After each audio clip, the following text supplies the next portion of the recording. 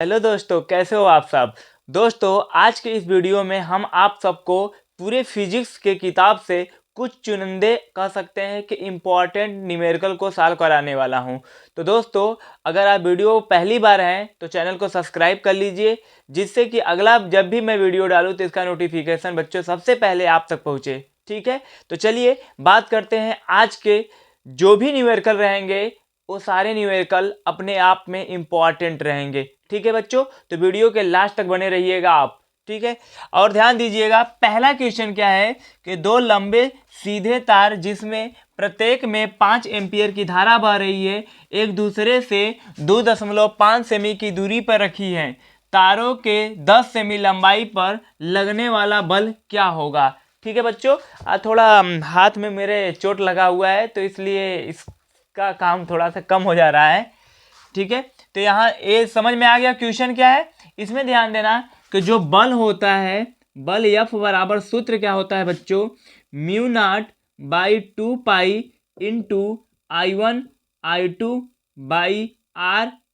ठीक है, बाई क्या होता है नीचे, यहाँ पर R होता है, इंटू देखो लंबाई पर लगने वाला बल पूछा है तो यल का क्या करेंगे, यहाँ पे गुणा कर देंगे। अगर प्रति लंबाई पर लगने वाला बल होता, प्रति लंबाई की बात होती, यहाँ प्रति अगर लग जाता तो यल का मतलब F बाई यल हमसे पूछता, यल इधर क्या हो जाता, भागा हो जाता।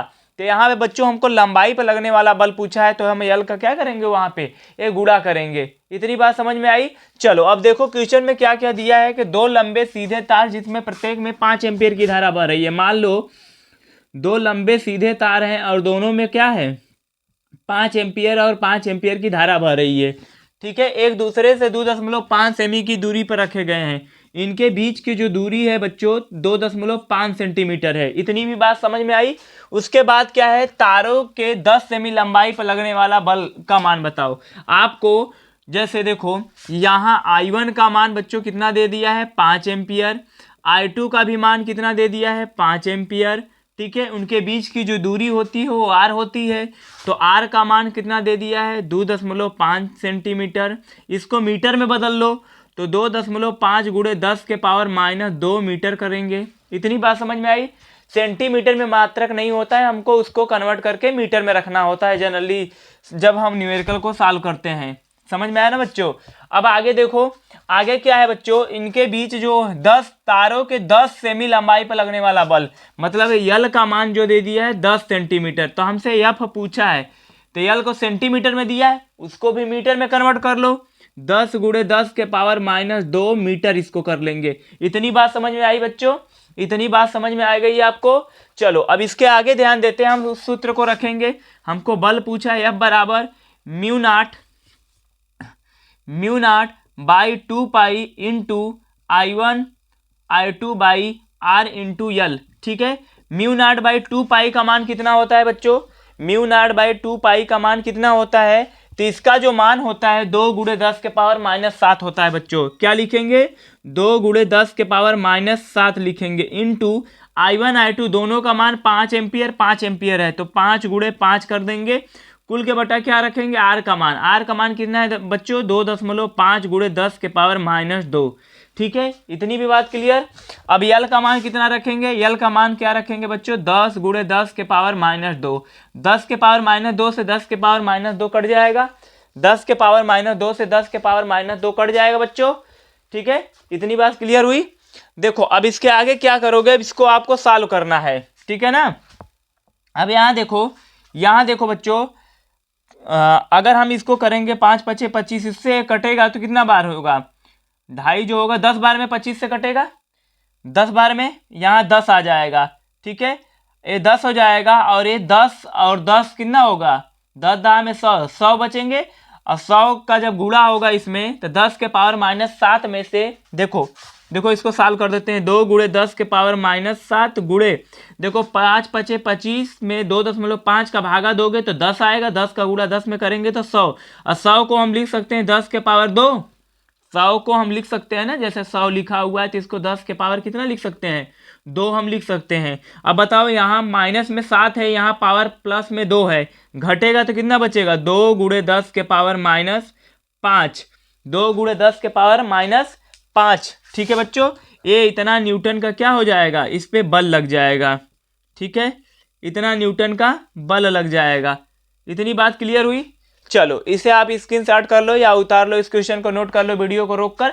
फिर इसके बाद हम लोग बहुत सारे क्वेश्चन को आज इस वीडियो के माध्यम से सॉल्व करने वाले हैं। ठीक है, तो आप वीडियो के लास्ट तक बने रहिएगा बच्चों। बच्चों यहाँ पे एक चीज और ध्यान देना है, आप लोग इसको इंपॉर्टेंट नोट कर लेना। आप लोग कभी कभी आपसे क्वेश्चन में पूछा जाता है कि जब जब दोनों, ध्यान देना कि जो दो तार होंगे उनमें धारा की दिशा अगर एक ही रहेगी, जैसे धारा अगर एक ही दिशा में बह रही है, ठीक है बच्चों, धारा अगर एक ही दिशा में बह रही, या तो ऊपर या तो नीचे, दोनों तारों में धारा या तो ऊपर या तो नीचे अगर एक ही दिशा में बह रही हो, तो वहां पे हमेशा आकर्षण होगा। उसकी प्रकृति क्या हो जाएगी बच्चों, आकर्षण प्रकृति की हो जाएगी।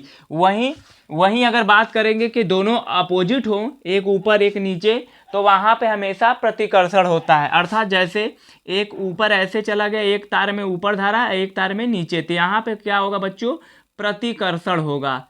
आया बात समझ में आपको। तो कभी कभी क्या होता है कि बल की प्रकृति आपसे पूछता है, तो बताओ अगर इस बल की प्रकृति अगर मैं पूछूं आपसे बच्चों, इस बल की प्रकृति क्या होगी। क्वेश्चन नंबर पहला एक क्वेश्चन है हमारा आज के इस वीडियो का, तो इसमें बल की प्रकृति क्या होगी, आप लोग बच्चों मुझे कमेंट करके जरूर बताइए कि इसमें आकर्षण होगा कि प्रतिकर्षण होगा, अट्रैक्शन होगा या रिपल्सन होगा। ठीक है बच्चों, वीडियो की क्वालिटी क्लियर आ रही है ना, नहीं आ रही होगी तो थोड़ा सा उसकी क्वालिटी को बढ़ा लीजिएगा। ठीक है, ठीक है। और जल्द मैं कोशिश कर रहा हूँ कि अब आपको वीडियो डेली रेगुलर मिले। थोड़ी एक दो दिन तबीयत थोड़ा सही नहीं होने के कारण वीडियो नहीं बन पा रही थी, और आज एनर्जी आई है, और अच्छे से एनर्जी आई है आप लोगों से मिलकर, और हम लोग वीडियो बनाएंगे, डेली बनाएंगे बच्चों। ठीक है, तो चलिए इसे स्क्रीनशॉट कर लीजिए।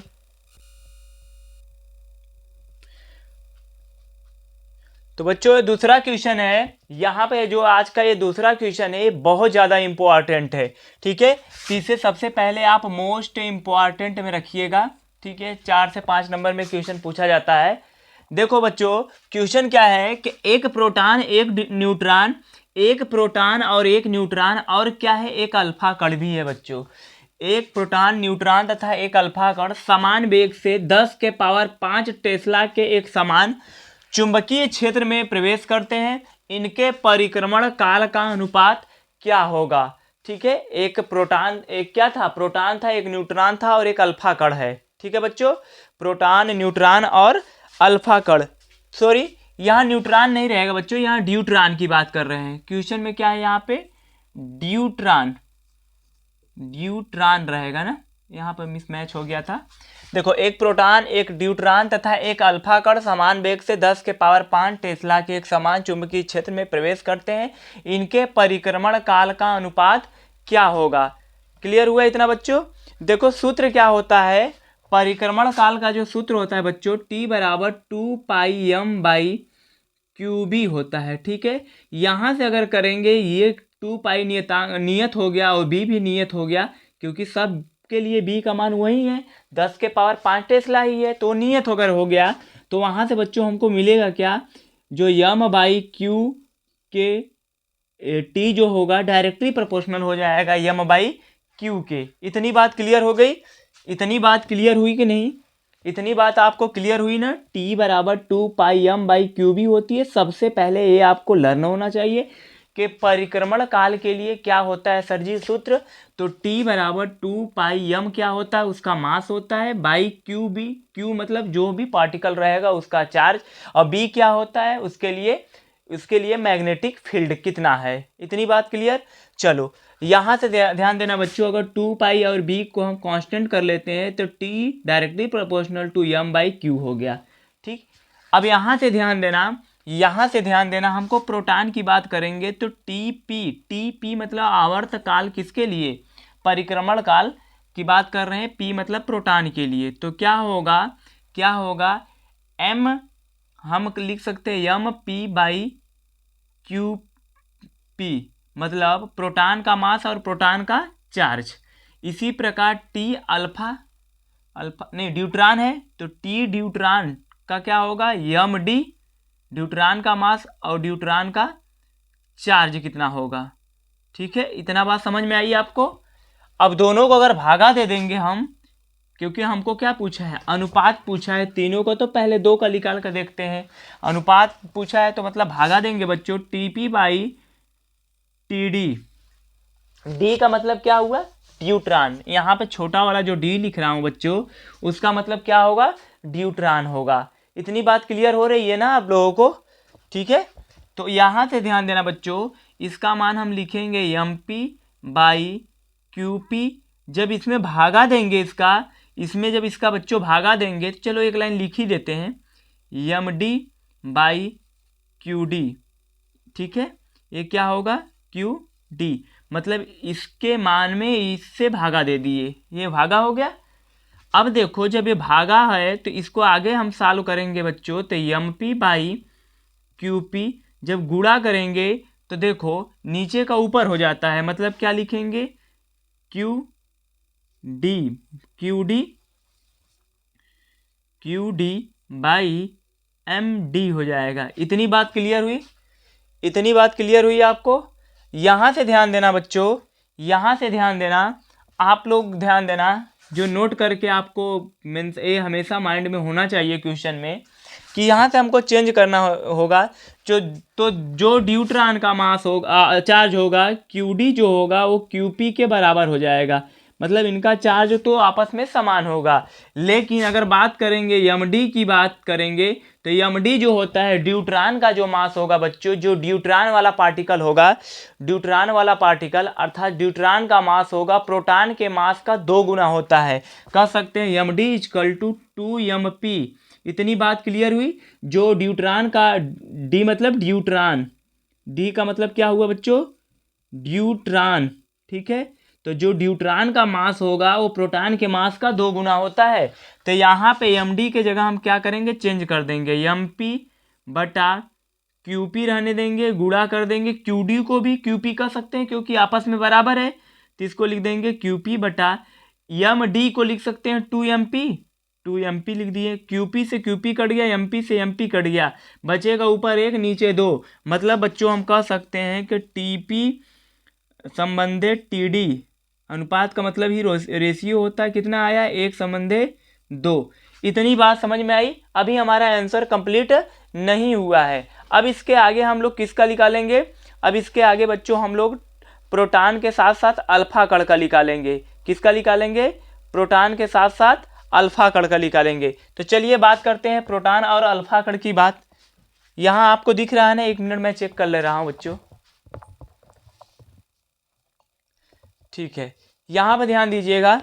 अब बच्चों हम लोग क्या करेंगे, इसी प्रकार अगर यहाँ जैसे प्रोटॉन ड्यूट्रॉन का लिखे हो, तो इसी प्रकार आगे हम लिख सकते हैं किसका, आवर्तकाल की बात कर रहे हैं या परिक्रमण काल की। तो बच्चों किसके लिए बचा, अल्फा का, तो उसमें क्या हो जाएगा, अल्फा कण का द्रव्यमान बटा अल्फा कण का क्या हो जाएगा, चार्ज, बटा अल्फा कण का चार्ज हो गया। इस रेशियो से अगर देखें तो अगर हम आपसे कहें कि टीपी बटा टी अल्फा, जैसे टीपी बटा टीडी किए, टीडी मतलब ड्यूट्रॉन का, तो इसी प्रकार पहले से अब तीसरे का अनुपात निकाल रहे हैं ना, प्रोटॉन से ही सबका देखेंगे। तो प्रोटॉन में अल्फा कण का अनुपात अगर देखेंगे तो क्या होगा, प्रोटॉन वाले का मान तो यही होता है ना, एमपी बटा क्यूपी,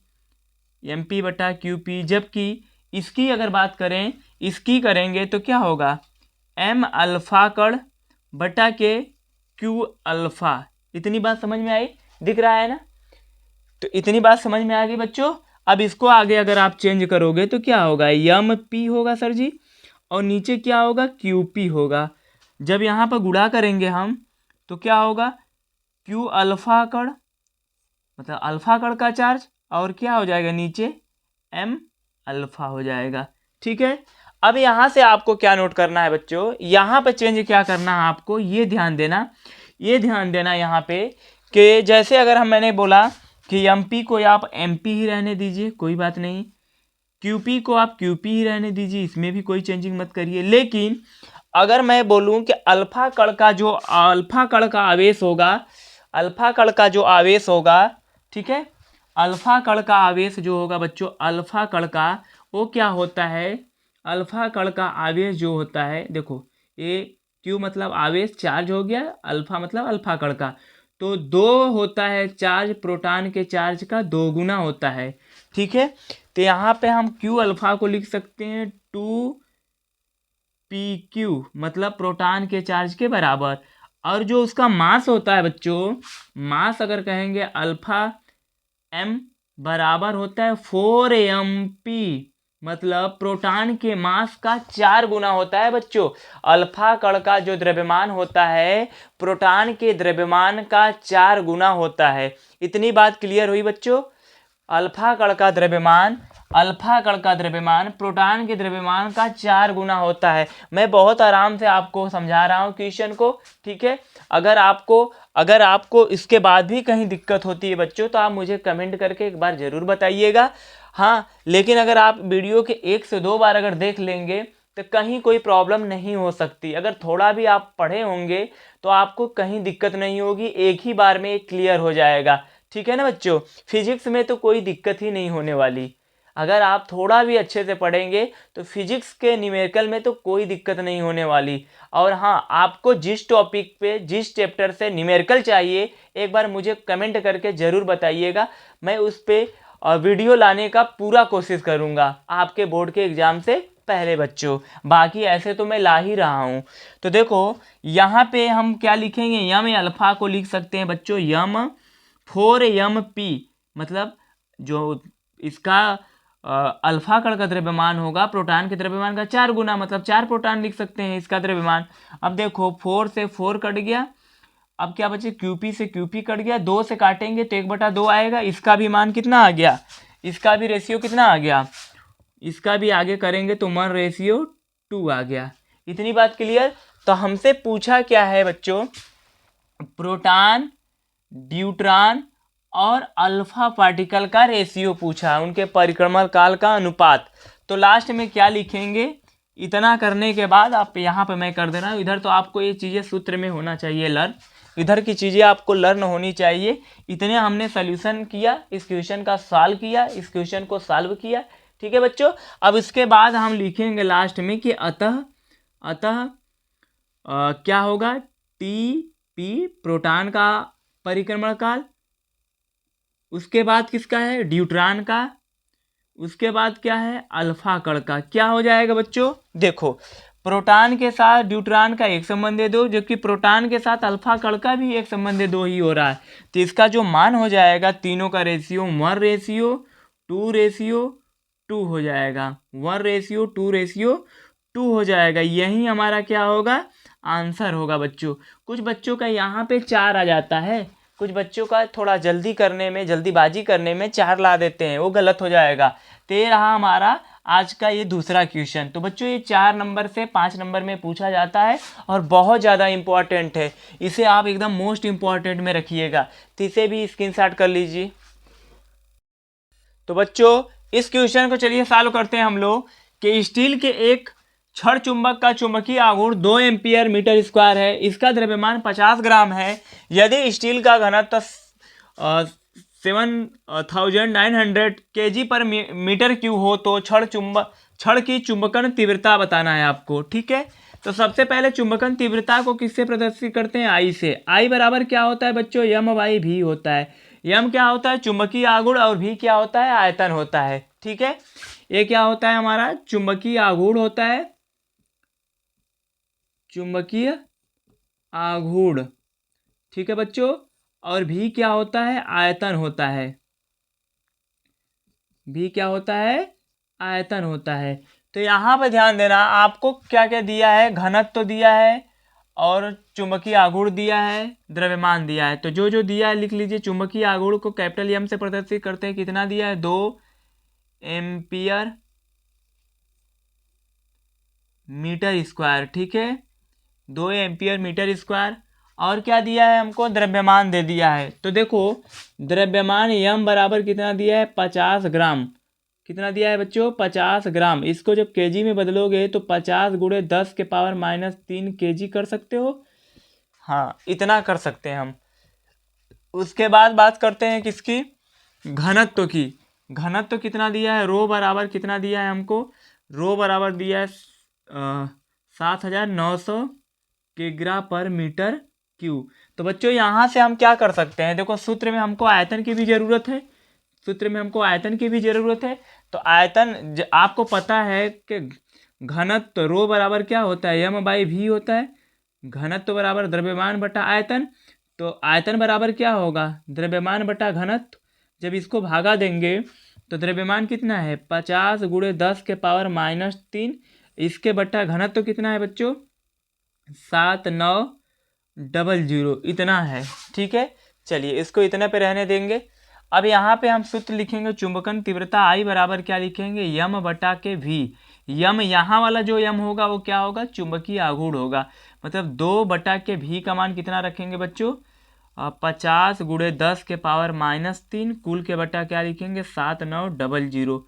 जब इसको सॉल्व करेंगे बच्चों तो देखो 2 गुणे 7900 ऊपर हो जाएगा, मतलब ये वाला पॉइंट ऊपर चला जाएगा, ये पूरा 7900 ऊपर चला जाएगा। नीचे क्या बचेगा 50 गुणे 10 के पावर -3।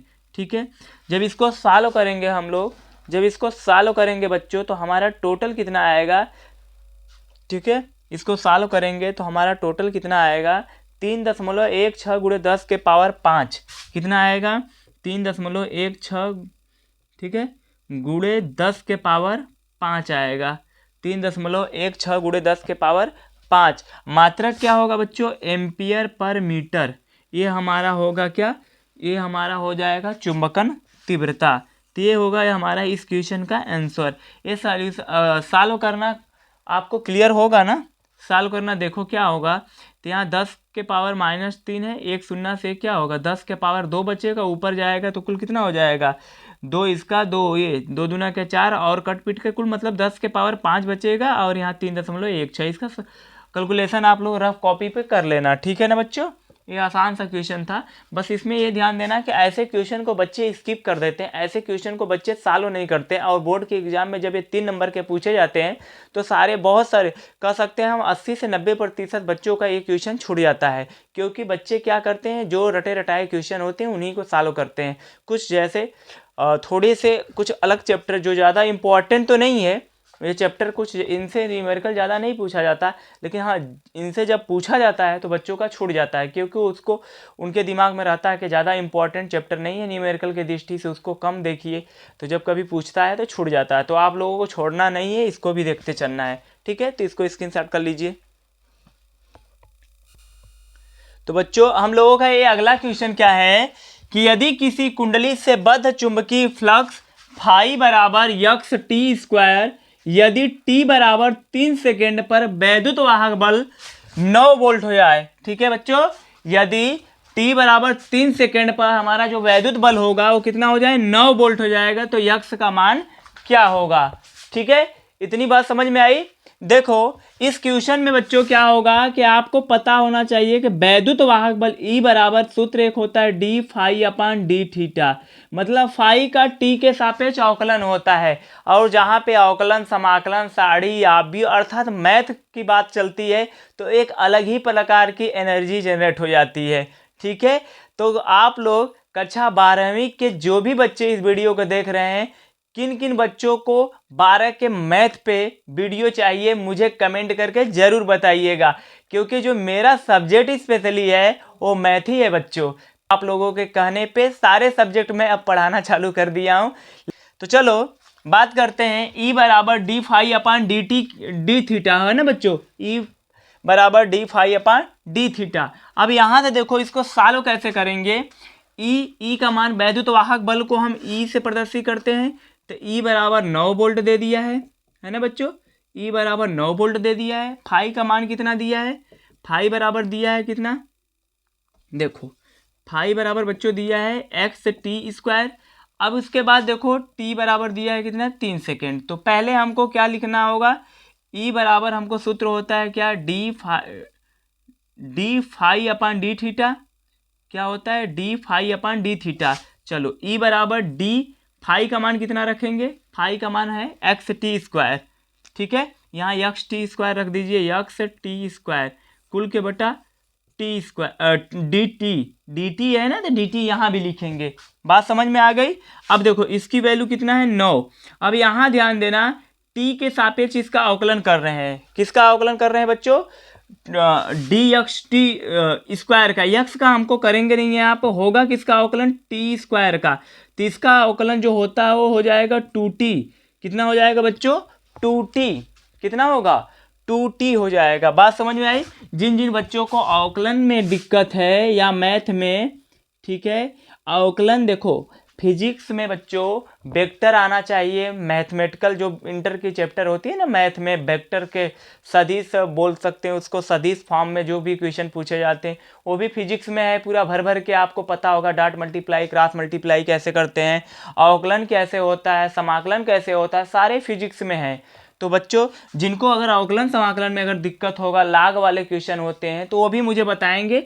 देखो बहुत ज़्यादा में तो नहीं बताया जा सकता, लेकिन हाँ एक छोटा सा वीडियो के जरिए आपको जहाँ कुछ नहीं आ रहा बहुत कुछ आ सकता है।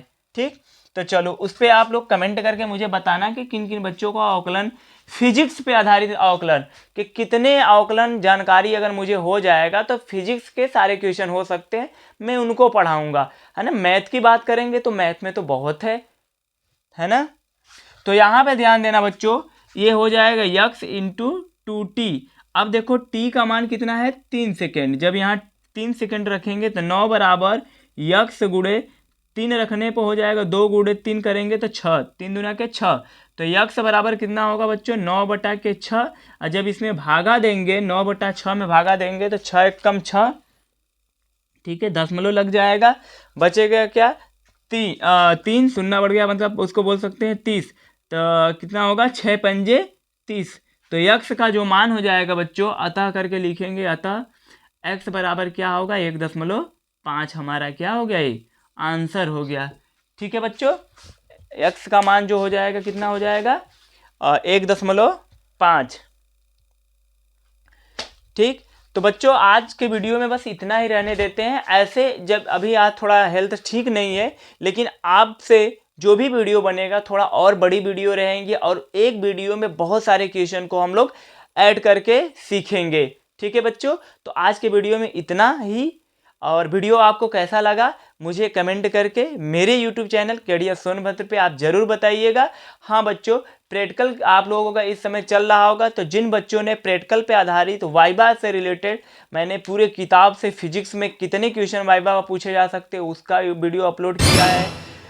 केमिस्ट्री में कैसे क्वेश्चन पूछे जा सकते हैं वैसा क्वेश्चन, और बायोलॉजी में पूछे जाने वाले क्वेश्चन, और एक नहीं 3-3 4-4 वीडियो अपलोड किया गया है इस चैनल पे, और जिसको 40-40 50-50 हज़ार बच्चों ने व्यूज किया है, देखा है। तो आप भी जाइए, अगर अभी नहीं देखें, अगर आपका अभी वाइवा नहीं हुआ है तो उस वीडियो को देखिए। ठीक है बच्चों, तो मिलते हैं अगले वीडियो में, तब तक के लिए धन्यवाद।